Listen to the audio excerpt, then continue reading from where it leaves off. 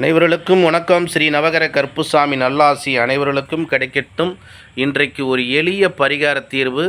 நம்மளுடைய கால பைரவர், நம்மளுடைய சிவன் கோயில், எல்லா ஊர்லேயும் இருக்கக்கூடிய சிவன் கோயிலில் பள்ளியற பூஜை முடிஞ்ச உடனே பார்த்திங்க அப்படின்னா, நம்மளுடைய கால பைரவருடைய கோயில் சாவிகளை சாத்தி அவருடைய ஆலயத்தில் கொண்டு போய், அப்பா நீ பாதுகாப்பாக இரு அப்படின்னு சொல்லி பைரவர்கிட்ட தான் ஒப்படைப்பாங்க. அப்போ பைரவருக்கு அதிகமான சக்தி உண்டு.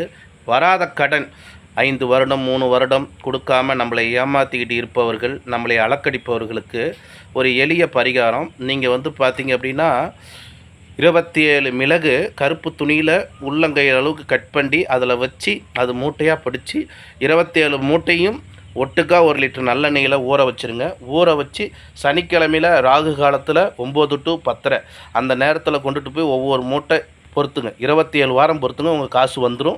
இது கருப்புசாமியுடைய வாக்கு.